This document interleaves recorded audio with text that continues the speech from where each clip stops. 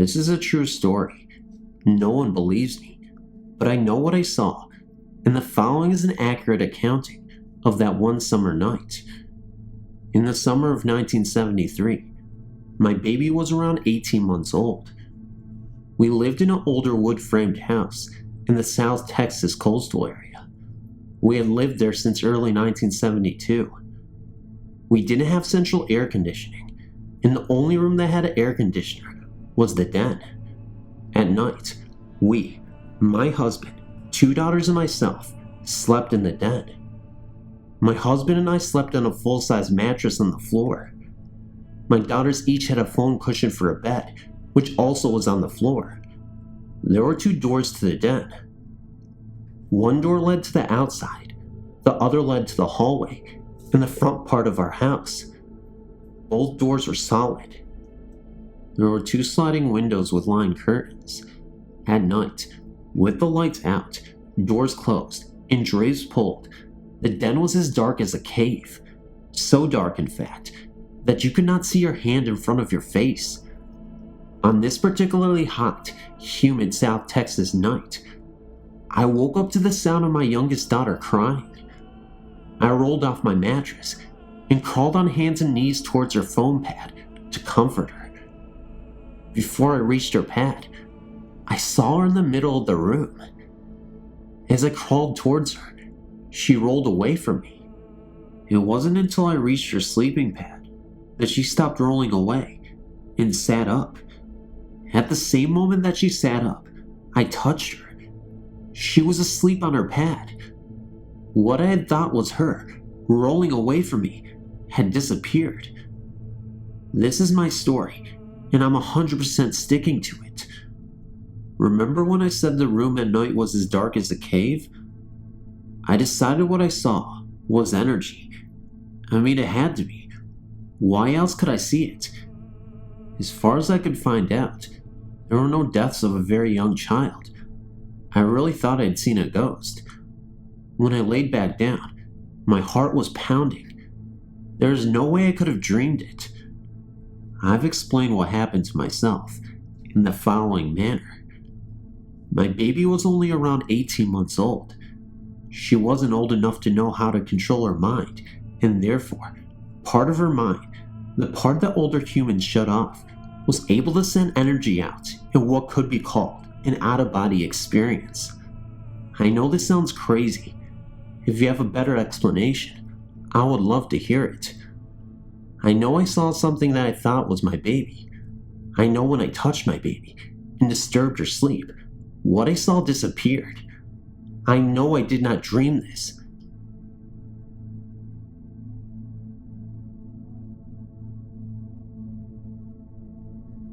Last March, my husband, myself, our 2 daughters, 13 and 17, and toddler son, moved into a beautiful 3-bedroom condo. We were so excited to have gotten such a huge place for such a good price.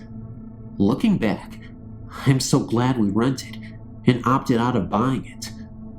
Event 1. My 3-year-old son was afraid to enter the kitchen. He told us there was a man or thing under the kitchen table. Never saw him look so frightened.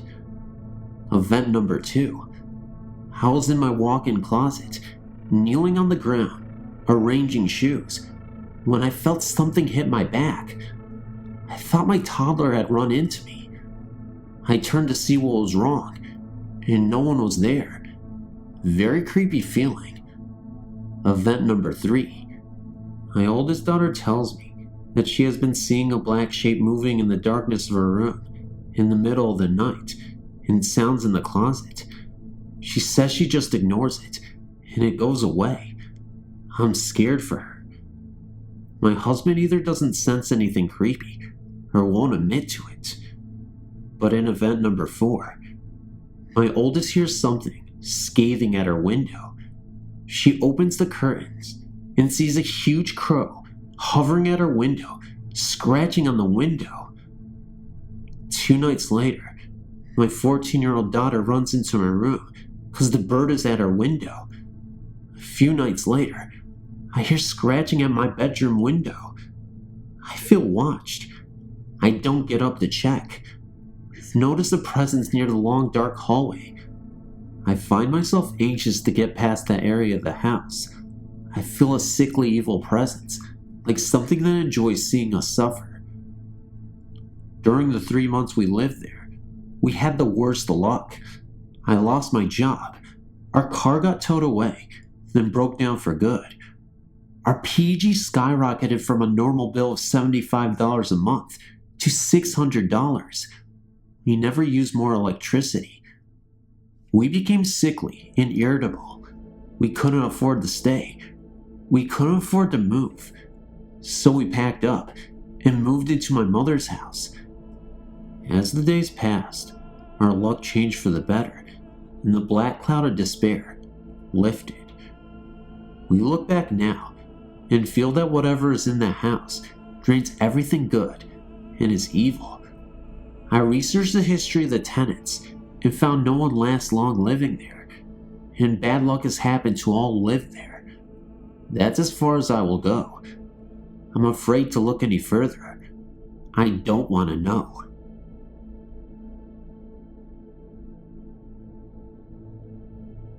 While I've never actually seen a ghost, something very strange occurred a few years ago that I cannot even explain. My then 4-year-old daughter, Savannah, was on the 3rd floor playing on the computer and printing pictures. I had gone upstairs to call her down for lunch, and she started calling her father to show him her artwork. "Daddy, Daddy," she called.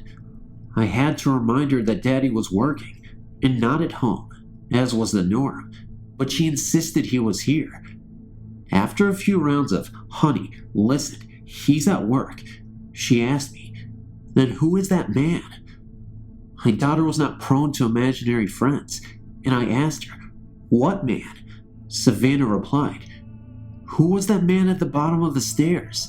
Again, I protested that there was not a man, but she insisted. I asked her, "What was the man doing?" She replied, "I was watching him, and he was watching the bathroom."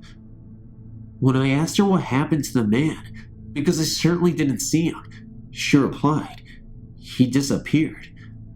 At that point, I was thoroughly spooked, but I let the issue drop. She had no idea of ghosts and wasn't afraid of the dark. The last thing I certainly didn't want to do is put any ideas into her head.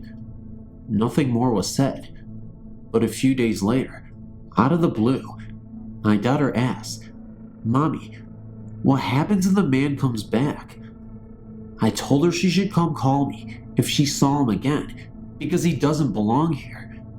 Fortunately, she never saw him after that. About 6 months later, my 5-year-old niece slept over and told me the next day about a nightmare she had. She had a dream that she saw a young man in my daughter's doorway. When I asked her what happened to the man, her reply was the same. He disappeared. She had a dream that she saw a young man in my daughter's doorway. When I asked her what happened to the man, her reply was the same. He disappeared. If this is a ghost, he's a very quiet ghost, because nothing out of the ordinary had happened, but I believe the children. If they say they saw something, then they saw something. Something I can't explain.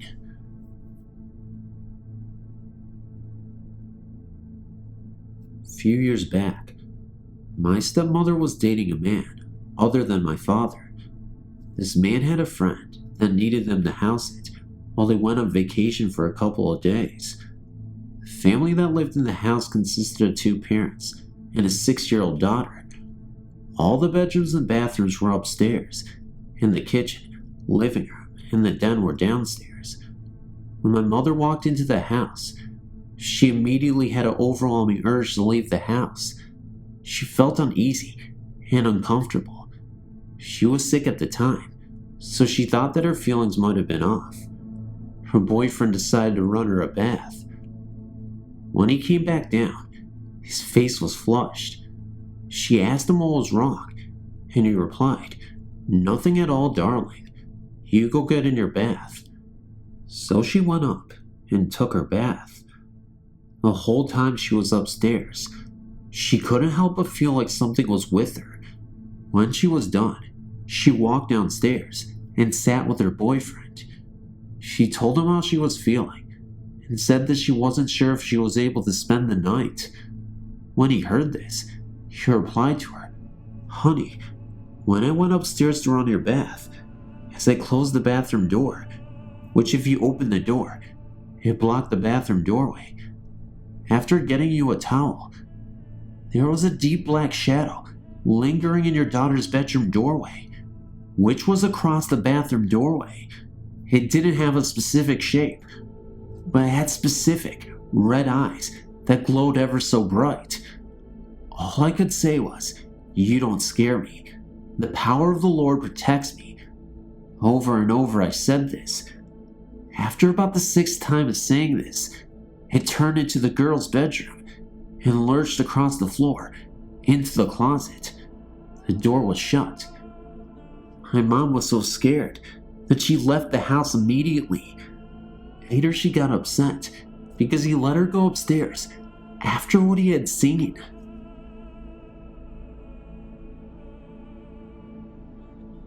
This is a pretty long one. I was around 9 years old when this happened. When my brother was born, we turned our garage into a toy room for him. It has a pull-out pouch in it, so when I had friends over, we would sleep there. I had a friend over one day, and we were watching TV in the garage while laying in the pull-out couch. We were getting so tired, so I turned off the TV. I closed my eyes again, but felt a weird chill pass over my body. I opened my eyes and looked back at the TV. I saw a lady sitting on top of it. She had brown hair pulled back into a really fancy bun and a really nice pink dress on. She just sat there looking at me for a while. Then she disappeared. At the moment, I was extremely tired, so I didn't think much of it. But then in the morning I woke up and remembered what happened. My friend thought it was a dream, but I know it wasn't. I have another experience with the same lady.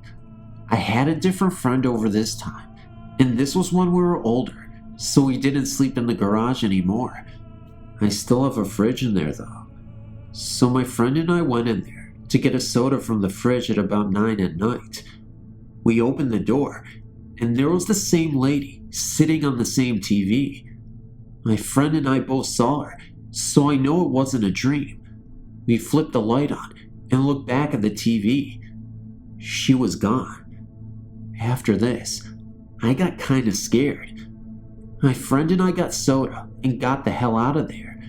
After that, I didn't see the lady for a while. But then about a year later, I was sick with a fever and a sore throat, and I was in my parents' bed, just laying there. They have a TV hanging from the wall. My parents were out at a dinner for my aunt's birthday, so I was home alone with my brother, who my parents had put to bed before they left. It must have been around 9:30 this time. I was just drifting off to sleep when I, for some strange reason, looked at the TV. I saw the same lady sitting on the corner of it. I was pretty delirious from the fever, so I ignored her and went to sleep. I woke up the next morning and was in my own bed. My parents had put me there when they got home. I remembered what happened and told my parents. Of course, they didn't believe me. They said I was sick and that it was my imagination. After this, I realized that it all happened at night when I was in a dark room and by a TV. The only witness I have is my friend, who is still scared of my garage at night. My house is haunted. The only thing that might relate to it is that my grandma died in my house, but she doesn't look like her, and it doesn't explain why I always see her at night and by a TV. I'm just glad that the ghost isn't violent.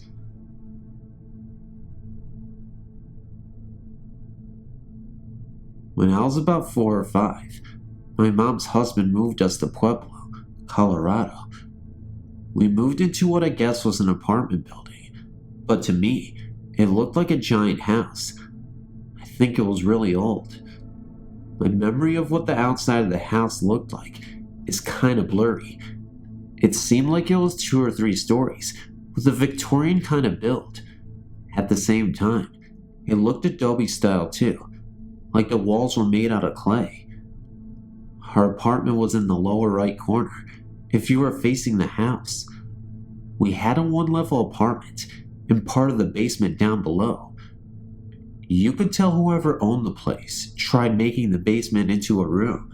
It was completely concrete, but they had carpeted part of it and painted the concrete walls white. The other half of the room was the laundry area. On the side of the room that was carpeted, there was a giant hole in the wall. It was perfectly square and purposely put there. It ran the entire length of the wall, except for one side that ended at the stairway. It was about 3 feet off the ground, and I'm guessing maybe a foot from the ceiling. To this day, I have no idea what the purpose of that hole could have been. The moment I saw that hole, which was when the realtor lady was showing us the apartment, I was scared to death of that hole. I didn't know why. I just hated it. It was so dark inside that you couldn't tell where it ended. As it turned out, this basement room ended up being my room because it had the most space for all my toys and belongings. I hated it there. Every night I was frightened stiff. I would just lay there and try not to make the slightest move until I fell asleep. It was like I didn't want to get anyone's attention, even though I was the only one in the room. I'm not sure how long we lived in the house, but I would guess about a year. Nothing happened for the first few months, and I was starting to relax more in my room, though I still never stepped foot anywhere near that hole. I remember watching my mom hang clothes up to dry in front of that hole, and thinking how brave she must be. And then one night, when I was sleeping, I felt someone pull my hair.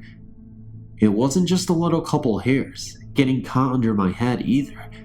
It was like someone grabbed a good lock and yanked it on very fast and very hard.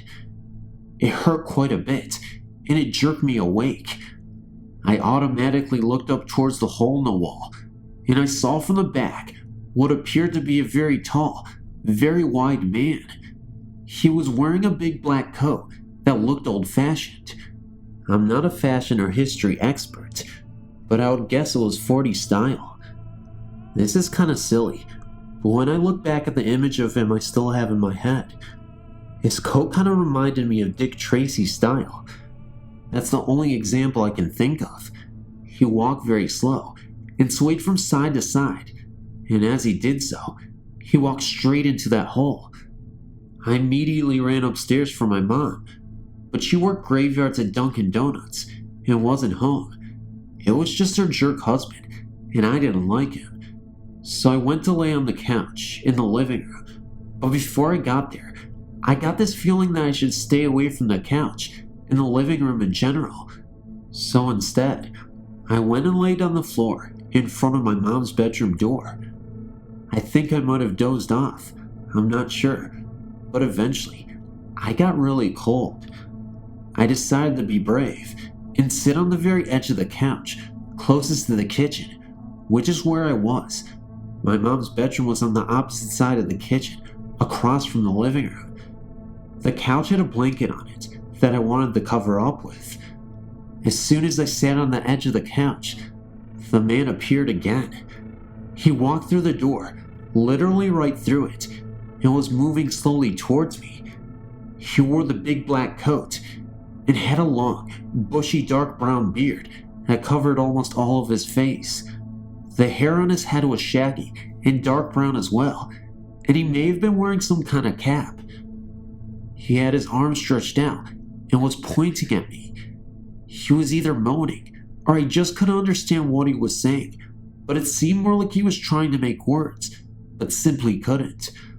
I slowly tried to grab the blanket off the couch, but it seemed like he started moving quicker when I did this, so I left the blanket there and ran to my mom's room. I laid down again on the floor in front of my mom's bedroom door, and eventually I fell asleep because the next thing I knew, my mom had come home. I told my mom everything that had happened. Unfortunately, when I described the man, I compared the way he looked like to Chewbacca from the Star Wars movies. It was because he was so hairy. As a child, that was the only way I knew how to best describe him. Of course, my mom dismissed me immediately and told me I just had bad dreams because of that movie. It seems like more happened in the house, but I don't remember anything else. I kind of think I might have blocked some things out because it scared me so much. As I said, we didn't live there long anyway, so my mother and I never spoke about the house until I was 12. I started telling my mom all kinds of memories I had from when I was very young, and I ended up telling her what happened that night with greater detail. She said that she remembered that night too, and that she had believed me, but didn't want to scare me any more than I already was, so she said it was nightmares. She said that quite a few strange things happened to her also, and that she had tried to tell her husband, but he didn't believe her.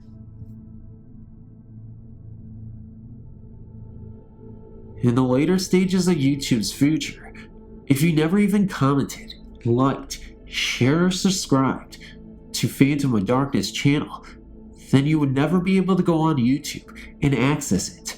He's the only horror narrator available at this moment that you're listening to videos, and unfortunately, the video has ended. Not exactly, because the outro still exists, but you know what I mean. It's October, so we have to have these thrills and fights, and we have to have, oh my gosh, delights. I'm still in narration mode, so I guess I should be talking about donkeys, giraffes, and even a zoo, for you to understand how you made that poo. I'm gonna get demonetized, but seriously, that's why you share or across social media. I haven't even messed up yet. Actually, I did kind of slur my words before. Okay guys, I'm sorry. I got really into that, and I'm really happy, obviously, because I got a video out again. So guys, thank you so much for letting me be your narrator once again. Please comment below. I really mean that because, you know, I'm really desperate, and, you know, obviously I need the attention to keep my self-esteem up. So, like, as high as the skyscrapers in the sky, you know, we gotta keep that self-esteem up, because if I don't get any comments, then I feel like the dirt in the world around me is futile. Haha. No, but seriously guys, it's October. Make sure you share these videos to your heart's content. Make sure everybody knows about them, because everybody wants to listen to Halloween content, and I only have the best scary stories that are not written by me. See? Yeah, but seriously guys, thank you so much. You guys know I love you from the bottom of my heart and all that, and I know I get really silly most of the time, especially during these outros, but that's heartfelt. It comes from my heart, inside of my heart. It penetrates my soul, and you guys know how I feel about you guys. So anyway guys, comment, like, share, and subscribe. I already said that, so I'm just gonna leave. And what the heck was that? I think my dogs are having fun again. Alright, guys, see you later, and love you guys. Bye-bye.